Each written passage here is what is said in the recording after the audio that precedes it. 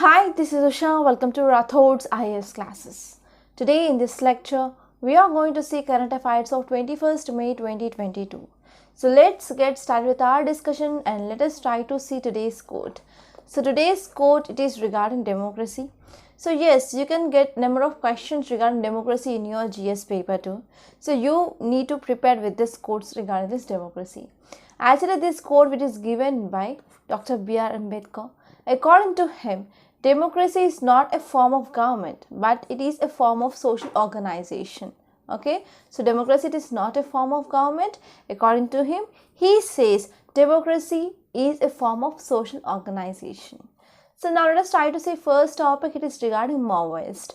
So actually this is one case study we can see. Okay, so why this Maoist is in news?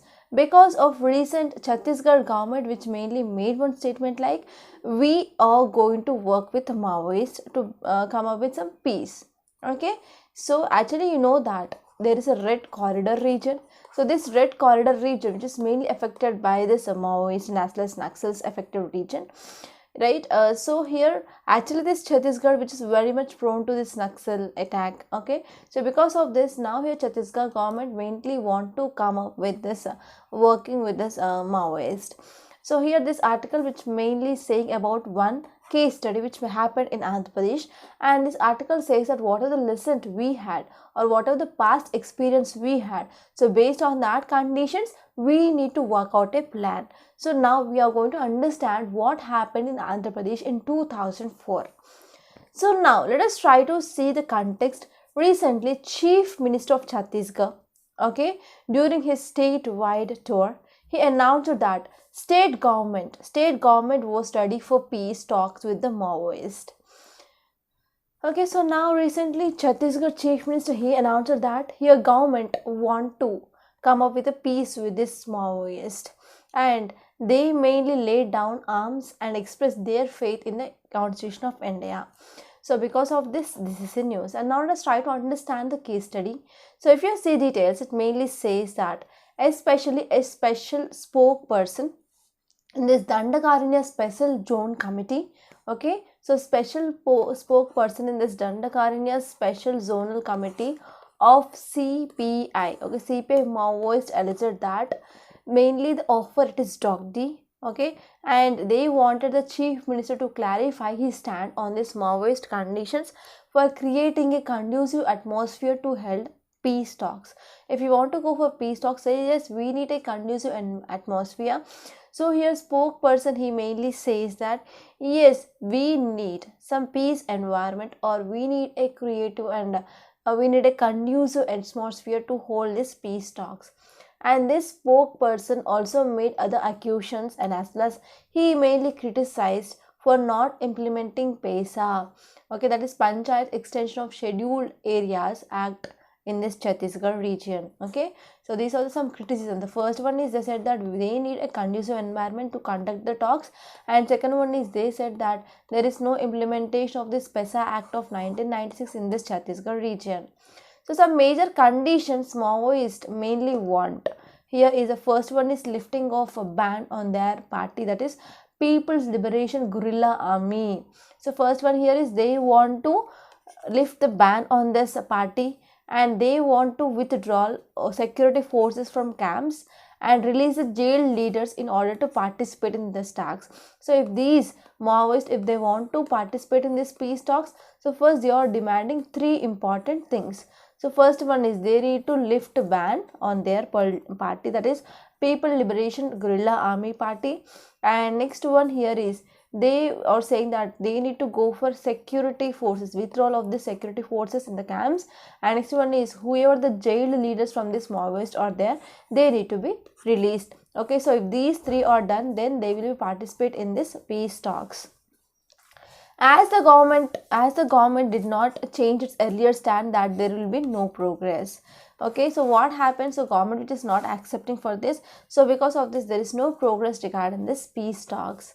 So we are talking about even earlier in 2010. So the then Home Minister, that is P. Chidambaram, he also tried to make number of talks or negotiating talks with the Maoist as well.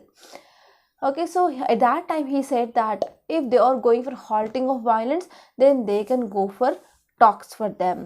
So at that time they demanded for the withdrawal of all out war was nothing but a cessation of hostilities by the both sides simultaneously and mutual ceasefire and not unilateral ceasefire by Maoists. So at that time there are again three demands. So they were like, so they said that withdrawal of all out war, okay, it is a first condition. And next one is for the peaceful legal work by Maoist, they need to lift the ban on this party. So this is second condition.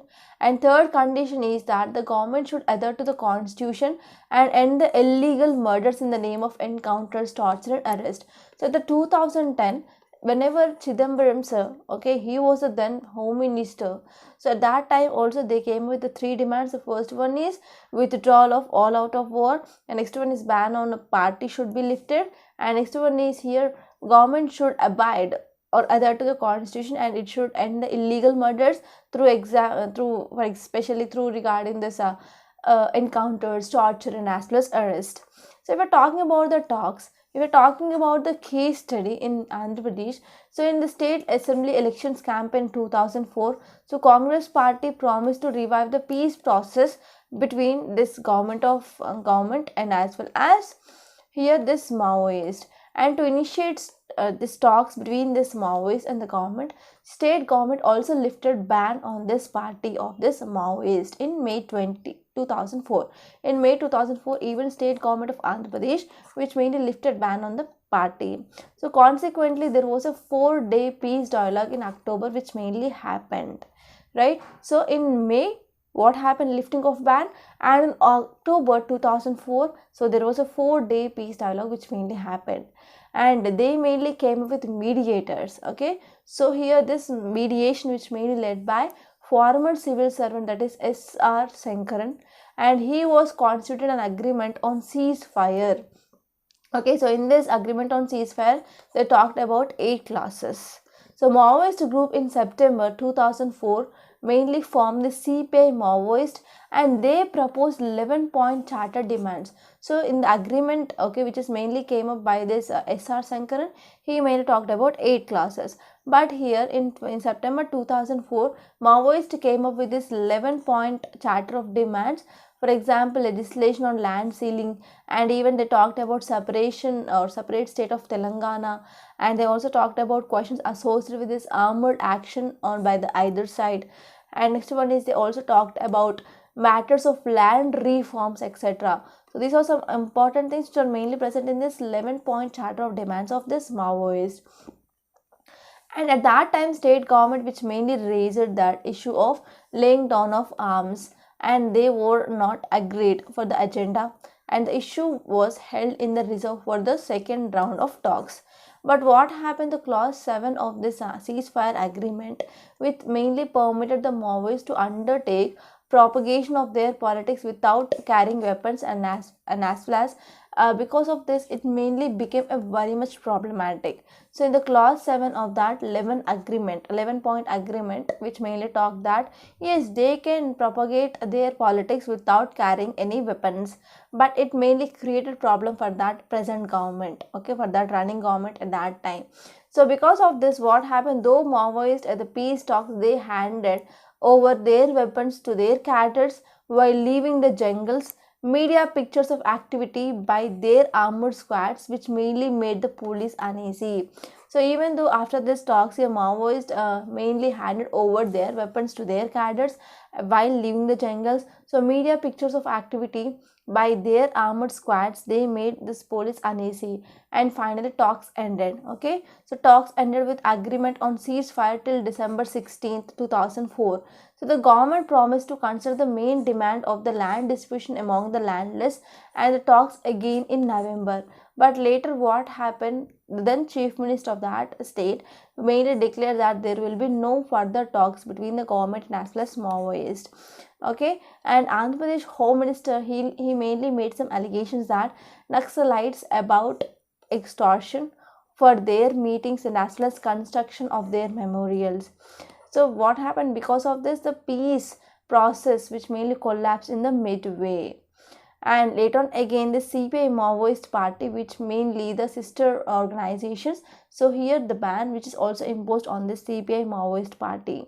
So we can use this background which mainly happened in 2004 in Andhra Pradesh, okay, and we can take a proper steps in this upcoming peace talks with this Chhattisgarh government and as well as this Maoist. So using this background, it can be reasonably implied that Maoist demand of withdrawal of armed police forces, they can be mutually agreed ceasefire with its limited meaning of abjuring violence by Maoist and halting of anti-Maoist operations by security forces for some period. So what happened, the second important thing here is the releasing of this jailed Maoist leader need not to be made precondition by this Maoist. And next one is Chhattisgarh government has not only withdrawn the criminal cases against many tribals, but also they ensure some expeditious trial of Naxal cases as well. So because of this, the government, it is also feeling very difficult or hard to implement this PESA in this region. So however, this regard to the third coalition of lifting of ban on the CPI Maoist and this PLGA, okay, party in front organizations. So what happens? So we are thinking that yes, talks going to be happen, but we should not deny how this Maoists, they misused the ceasefire during this 2004 peace talks in Andhra Pradesh. So because of this, so we need to learn the lessons from our experience and we need to come up with both the sides. Okay, we need to work on the both the sides about this peace talks. So this is about this topic. And now let us try to see next topic. It is regarding a timely reminder. So this article which is mainly talking about a GST verdict of Supreme Court. Now let us try to understand this in a very great detail. We are going to discuss each and every point regarding this GST verdict now. So this article is important regarding GS paper 2 under polity, and this GST which mainly comes under our economy under our GS paper 3. So now let us try to talk about this topic in a very great detail. So if you are talking about yesterday's article, so in yesterday's lecture we studied about the background regarding the Supreme Court verdict, and this is the news clip from the yesterday's paper itself. So here what happened, goods importers, they get some relief as they are not longer liable to pay GST on ocean freight charges. They could seek refund for the past payment. So here what happened, whenever any businessman who is mainly importing especially coal, they need to pay some tax, right? So here now goods importers, they get some relief as they are no longer liable to pay GST on this ocean freight charges. And if you're talking about the next one, Finance Ministry mainly believes that Supreme Court order, it only reiterates the spirit of GST Council is functioning, and all but one decision of this council has been reached by consumers so far. So council may be summoned soon to discuss the Supreme Court verdict implications. So these are some important things which are the highlights of this judgment. So now let us try to understand in detail. Don't worry about that. So why it is in news? Supreme Court bench which mainly came up with a landmark judgment regarding this GST, Goods and Service Tax Council. So it mainly said that whatever the recommendations which are given by the GST Council, they were not binding on both central and as well as state governments. Okay, they are just advisory in nature. And in this 5 years since GST which mainly imposed, so GST Council has been a decision making body on all key matters. For example, you can talk about tax rates and even decision on council, they are mainly put on vote. And what happened, so whatever the recommendations were given by this GST Council, till now we mainly followed them as a binding on both government of India, that is central government, and as well as state government. So if we're talking about details of this case, so recently what happened, one petition which is mainly filed in this Gujarat High Court. So the origin of this verdict which mainly goes back to decision which mainly handed by a division bench of this Gujarat High Court in January 2020. So in Gujarat High Court there is one petition which mainly filed regarding this GST in January 2020, and actually this verdict of the Supreme Court which is mainly regarding the decision which mainly handed by this Gujarat High Court. So what is the case here? So case here is whenever any company, okay, for example, if there are companies, they are mainly importing coal for the domestic industries. So on this coal, okay, on whenever they are importing, they will be getting some freight charges. They have to pay some freight charges. So on this freight charges, there will be some tax which may be levied by the government of India under two statutory laws. Okay, so here Gujarat High Court, which mainly ruled against this government of India, which subsequently brought the matter to this apex court. So now here Supreme Court, which mainly said that whatever the decisions which are given by the GST council, they are not binding in nature. Okay, so here this mainly overturns the established hierarchy of decision making, this GST, that is goods and service tax. So we're talking about Supreme Court, it mainly said that whatever the decision which are taken by this GST council, they are merely recommendatory in nature. So the court further noted that Parliament and the state legislatures, they had power to legislate on issues related to this goods and service tax.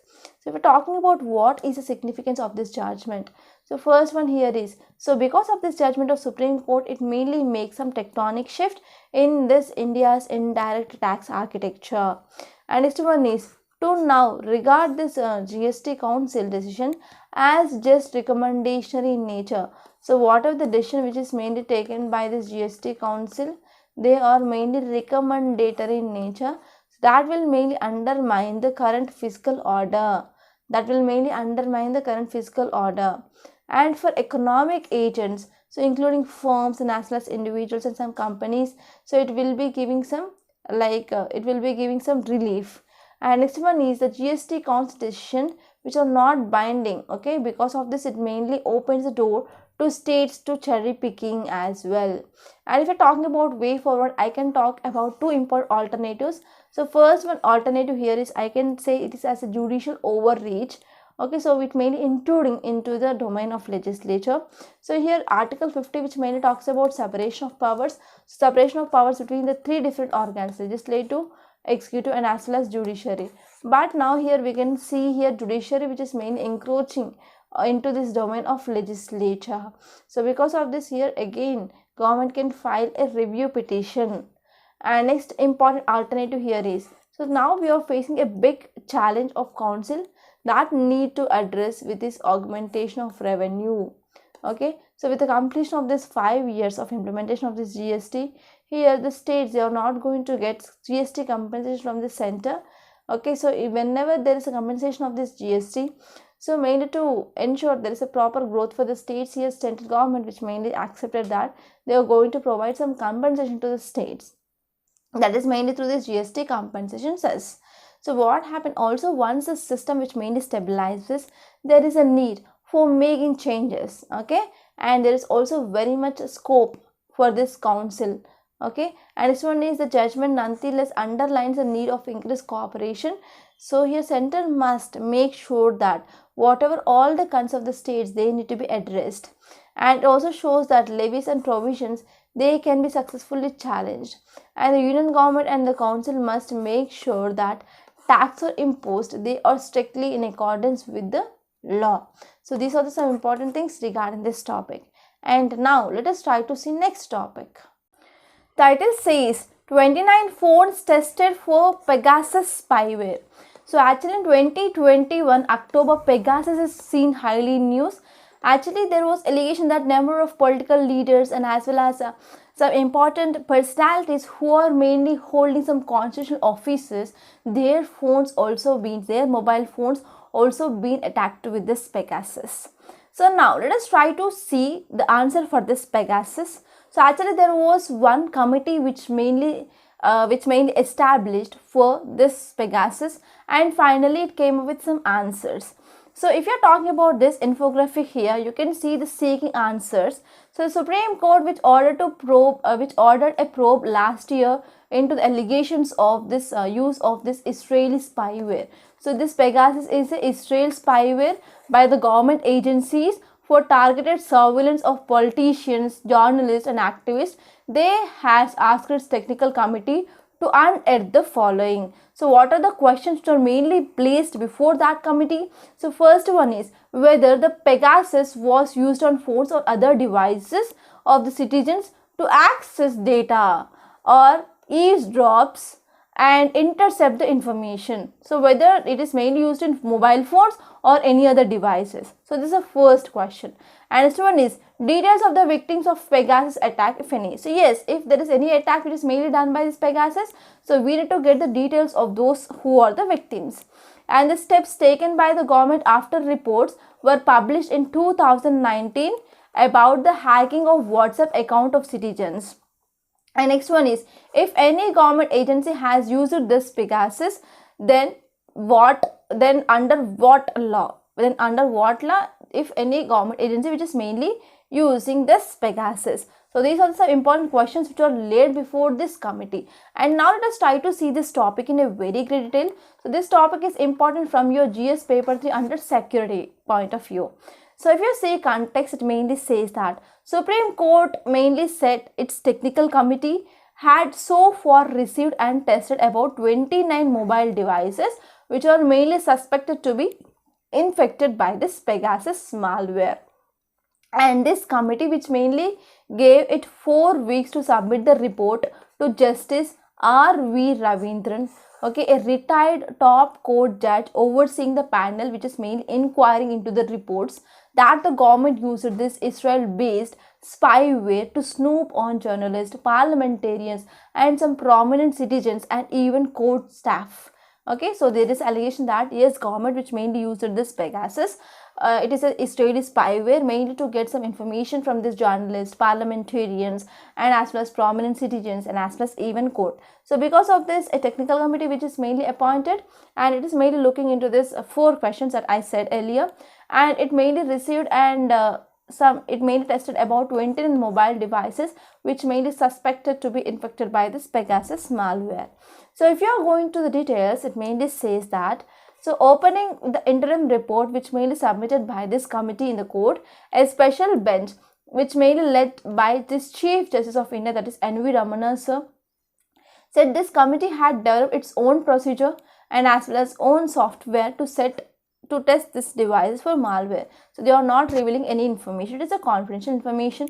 So the panel which mainly recorded the statements of petitioners who had approached the court and has also contacted experts and as well as agencies including those of government regarding this issue.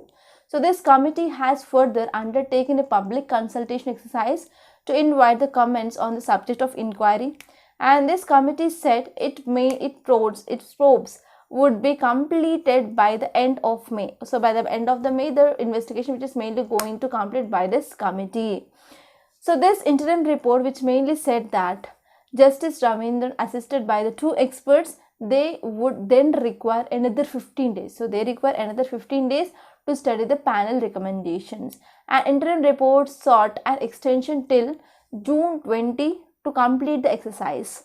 So if we are talking about this Pegasus spyware, actually this Pegasus spyware is mainly developed by NSO group, and this NSO, it is Israeli based. Okay, so this helps mainly to hack the mobile phones. In 2019, so when WhatsApp sued the firm in the US court, that matter came into light. So in June 2021, Amnesty International along with 13 media outlets across the globe, they released the report on how this spyware which has been used to snoop the hundreds of individuals including Indians. Okay, so here this is about the spyware, and if you are talking about which are the cyber security safeguards that are present in India, so this will be very important from your mains point of view. So first one is we have National Cyber Security Policy. Actually, we came up with this policy in year 2013, and this policy which is mainly focusing to build secure and as well as resilient cyberspace for Indian citizens and as well as businesses in India. And next one is we have this CERT-in. Okay, CERT is nothing but Indian Computer Emergency Response Team, and this CERT-in which is responsible for incident responses including for example analysis, forecast and as well as alerts regarding the cyber security issues and as well as breaches of the cyber security. And next one is I4C, that is Indian Cyber Crime Coordination Center. So the central government which has rolled out a scheme for the establishment of this I4C, and they are mainly focusing on handling of issues which are related to cyber crime in the country, and they are going for dealing with the issues or challenges regarding the cybercrime comprehensively and as well as in a coordinated manner. And we are also having this Budapest Convention. So here this Budapest Convention, which is mainly focusing on this cybercrime, and India it is not signatory to this convention. So these are some important things which are present in India regarding this cybercrime. And now let us try to see next topic. It is regarding FDI, foreign direct investment. So if you have completed your economy static syllabus, you will be coming across this FDI, foreign direct investment, and foreign portfolio investment, that is FPI or FII it is present, and you have to know what are the difference between this FDI and as well as FPI. So I want to give you one question. So why this FPI is called as a hot money? Okay, so let me know why it is called as a hot money in the comment box. So if you don't know differences between this FDI and FPI, so let me know in the comment box, and the next lecture we are going to see that. So now let us try to see this topic in a very great detail. So this topic will be important from our economy point of view, which mainly comes under our GS paper 3. So now let us try to see this topic, and this topic it is important from your prelims point of view. So if you are talking about context, it mainly says that foreign direct investment, that is FDI, in financial year 2021 to 2022, which mainly touched highest ever, and the figure is $83.57 billion, $83.57 billion that we got as a foreign direct investment in the financial year 2021 to 2022. So if you're talking about details, so here Ministry of Commerce and Industry, which mainly said that endorsement of India's status among the global investors. Okay, so it is mainly talking about India's status. So if you're talking about FDI, FDI means nothing but the residents who are present in one country, they are mainly investing in home country. For example, so here we have India and here there is a country. So from this country, so people from this country, they are investing in India. For example, we can talk about to acquire the ownership of assets, and they are mainly going for production or distribution or any other activities in the country, that is called as foreign direct investment. As I said, there is also foreign portfolio investment. So here in this portfolio investment, here investors, they are not investing in the building of assets, okay, or production or manufacturing, but they are mainly focusing on just buying of stocks,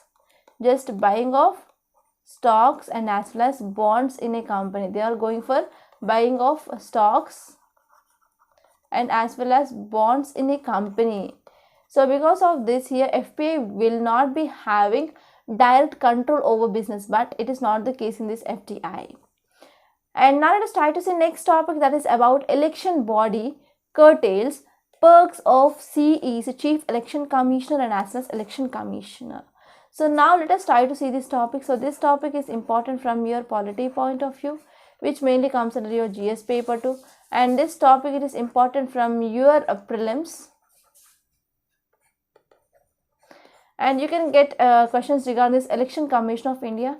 So if you open your Lakshmikant polity book, you can see a separate chapter regarding this Election Commission of India under constitutional bodies. You have to refer this topic for sure after once this lecture is done, right? So if you're talking about context, it mainly says that Election Commission of India decided to curtail some perks, okay, some perks which are made available to the Chief Election Commissioner and as well as other election commissioners. Okay, so this is about the context, and this is the thing which mainly decided, okay, after the first meeting since Chief Election Commissioner Rajiv Kumar, he took charge on May 15, 2022. So if you are talking about the details, it mainly says that, so here Election Commission, which is mainly renewed or reviewed perks and as well as privileges which are made available for this Chief Election Commissioner and as well as Election Commissioner. So for example, we can talk about income tax IT exemption on rupees 34,000 monthly allowances and 3 LTCs of year to self and dependent family members. On dependent families and as well as on allowances, so they do not have income tax, so there is income tax exemption. So these are the perks they are mainly reviewing, okay.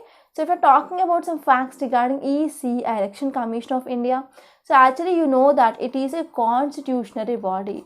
So Election Commission was established in accordance with the Constitution on 25th January 1950, and Election Commission of India, it is autonomous constitutional body, and this body which is responsible for administering of union and state election process in the India, and this body which may administer elections to Lok Sabha, Rajya Sabha, state legislative assemblies, state legislative councils, etc. So here it is not concerned with the local bodies, for example panchayats and as well as municipalities. So these panchayats and municipalities, they were added through the 73rd and 74th Constitution Amendment Act. They were not present in the original constitution. So here for this panchayats and municipalities, it is not concerned with this Election Commission of India.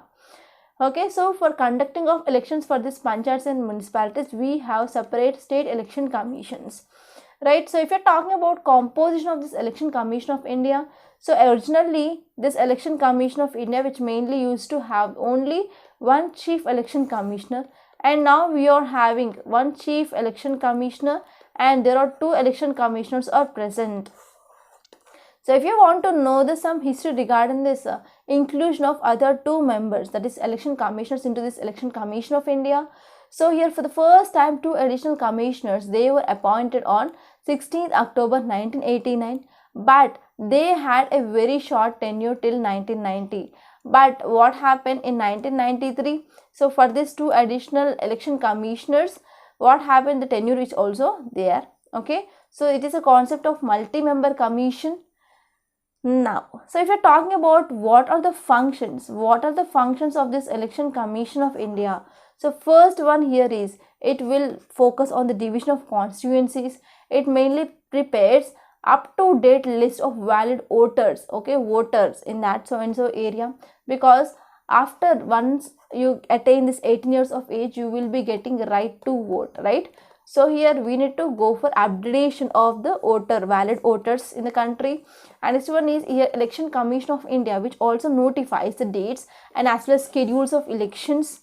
Apart from that, it will be also focusing on preparing of up-to-date list of valid voters.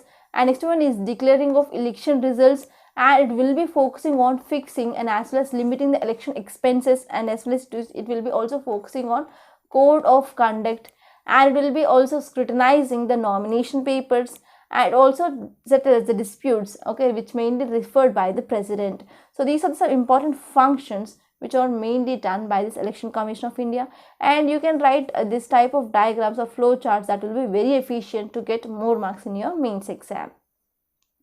Rather in 2017, there was one question regarding this topic which appeared in the prelims. So first one here is Election Commission of India is a 5-member body, but it is like one chief election commissioner and we have two election commissioners, so it is a 3-member body. So first statement is absolutely wrong, so you can eliminate this first statement. And next one is Union Ministry of Home Affairs decides the election schedule for conducting of both general and as well as by-elections, as we studied under the functions of Election Commission of India. So Election Commission of India, it will mainly decide the schedule, so you can also eliminate the second statement. So correct option will be 3 only. So third statement here is Election Commission, which mainly resolves the dispute related to splits, mergers and as well as recognized of any recognized political party. Yes, this statement is absolutely correct. So correct option is D, 3 only. So in this way, you can expect some prelims based questions from this topic. Okay, I hope you understand how questions will be framed, right? And now let us try to see next topic. It is regarding GM crop research. So norms which mainly is it for this genetically modified crop research. So this article is important from your science and technology, which mainly comes under your GS paper 3. And these GM crops are seen highly in news because of some controversies which are mainly going on. So now let us try to understand this article, and actually whatever the image that you are seeing in this article, it is like GM mustard. So if we're talking about context, it mainly says that the Department of Biotechnology, DBT, Department of Biotechnology, which mainly issued some guidelines. So these guidelines are focusing on easing norms. These guidelines are focusing on easing norms for research into genetically modified crops and circumventing the challenges of using foreign genes to change crops profile.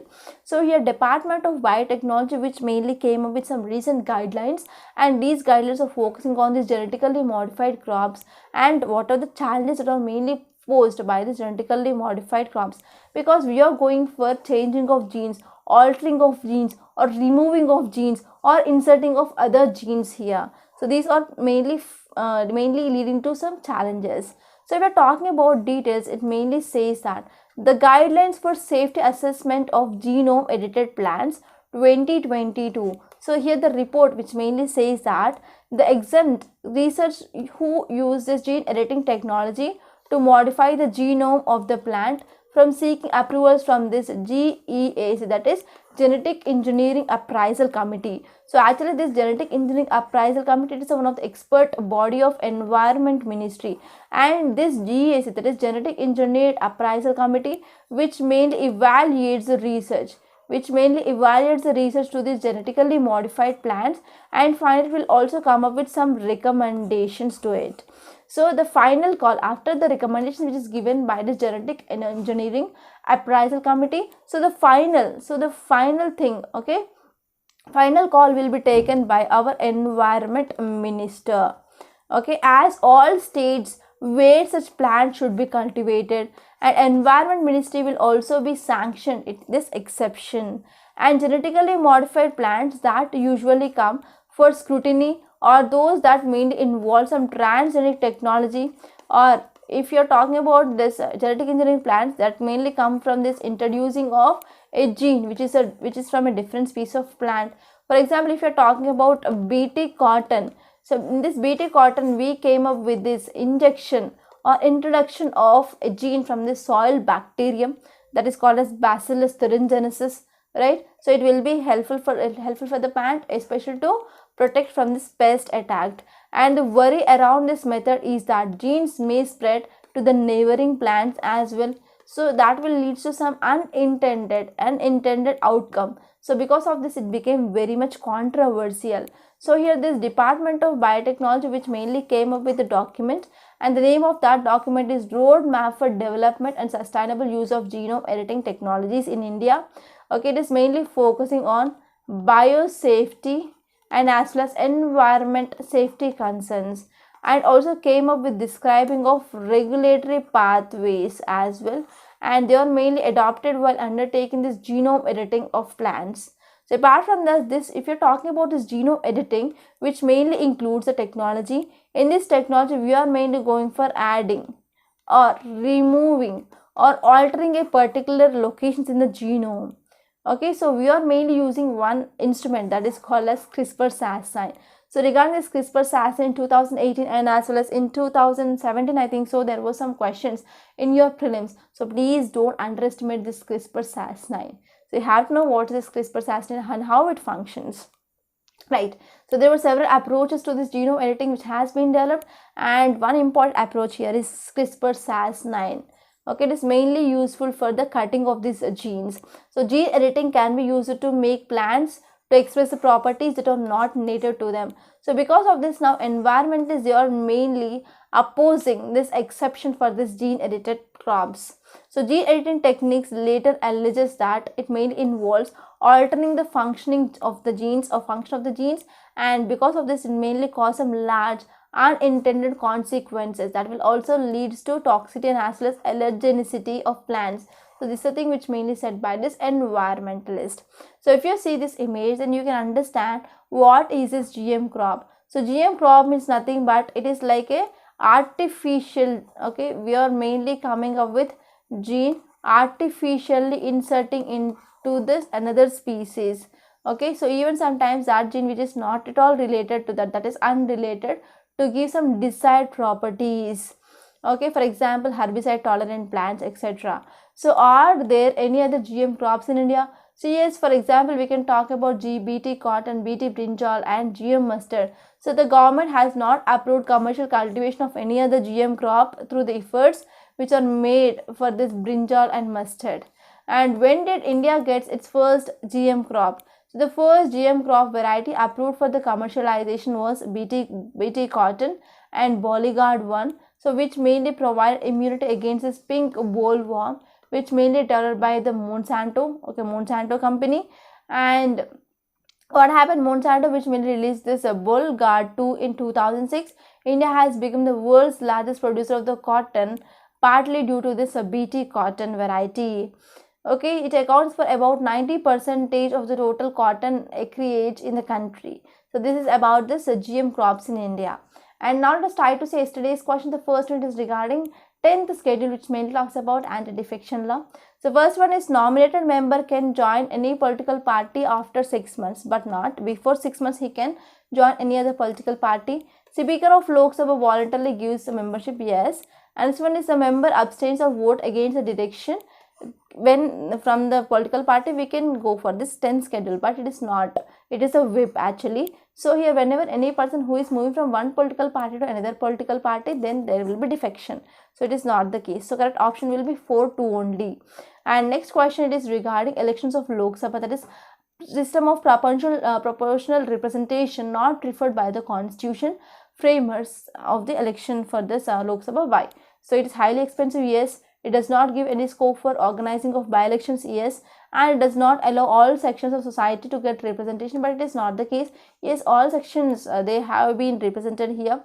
And this one is large proportion of Indians being illiterate during independence, yes. So that the way they mainly went for the easy procedure. So correct option will be 1, 2 and 4 only. And today's questions are, the first one is regarding cabinet committees, and the second question which is regarding Supreme Legislative and Deliberate Body. Okay, it is about Indian Parliament. So try to give the correct options for these two questions in the comment box. And let me make a small announcement. We in Rathod Science, we came up with this foundational course, and it's absolutely beneficial. So if you are a beginner, or even if you have gave your attempts but not cleared UPSC, I will suggest you to take these courses to understand the concepts very much clear. So we are mainly focusing on conceptual clarity, and we assure that after watching all these videos that we are providing in this foundational course, yes, there will be 100% conceptual clarity, not only in one subject but in all the subjects. So here in this course, we are providing about 600 to 700 hours of video lectures, and these are updated videos with recent current affairs, and we are also discussing with the previous prelims and as well as mains questions along with the structuring of answer, so that you will be getting some clarity regarding this concepts well. Okay, so the course cost here is just 6,000 rupees with a validity of 2 years. So if you want to watch the demo videos, you can visit our website, that is rathodsisacademy.com. And there you can register with your email ID, and you can watch 3 demo videos which is free of cost. And if you want to take single classes, a single subject like economy only, history only, geography, ethics, international relations, disaster management, environment and ecology, science and technology, so you can take the single class as well. So this will be very beneficial. And if you want to watch the demo videos, you can visit our website. And if you have any query, so please call us on this number for inquiry, that is on 8074765513. Okay, so this is also WhatsApp number, and you can text me on this WhatsApp number as well. And if you want to get this PDF of this class, you can join the Telegram channel, and the link is given in description box. And now, without wasting any time, let us try to see today's Hindu newspaper PDF. So this is our Hindu PDF, date is May 21st, and this is Delhi edition. So first article, it is regarding this Pegasus spyware. I discussed this topic. And next article, it is regarding this Gnanvapi case, which mainly sent to this district judge. So Supreme Court on Friday, which mainly transferred this Gnanvapi Masjid case proceedings from civil judge to the district judge of Varanasi. Okay, so this is our recent update. So once the judgment is delivered, so we are going to discuss this topic in great detail. So next topic is regarding FDI flow, which is higher. I discussed this topic. And one more article, it is regarding rape and murder. Okay, that is Supreme Court panel index Telangana police. So actually in Telangana there was one incident which happened in 2019, that is Disha gang rape case. Actually she is a veteran doctor, and there were 4 people who are drivers of lorry. So they mainly attacked her, and finally what happened in the scene reconstruction, so police they encountered those 4 people, and after this there were some human rights issues which mainly came into picture, and the cases were mainly filed in this National Human Rights Commission, and finally they came up with the committee, that is V.S. Sirpurkar committee. He is a former Supreme Court judge, and this committee which mainly said that it is a fake encounter, and finally Supreme Court mainly gave the judgment like, so these policemen who are involved in this issue, so they should be tried for murder under section 302 of IPC. Okay, so this is about this topic. And if you move forward,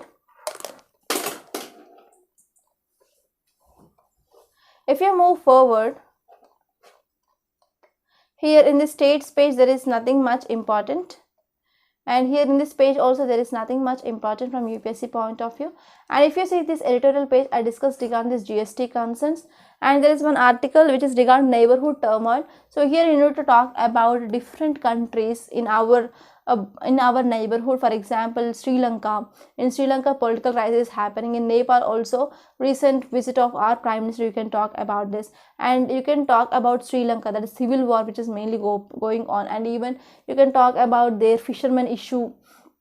Okay, and as well as you can talk about Bhutan. And in Myanmar, so there is a political crisis that is mainly seen because of this military junta overthrown the government of Aung San Suu Kyi. Right, so those are some important things you can think. Actually, this article, which is like a political article, so because of this I didn't talk for the discussion, and if you are interested you can read this article once.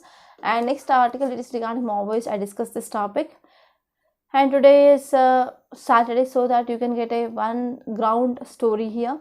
So this story, it is about honor killings. So actually recently one person, he went for intercaste marriage, and what happened, the brothers of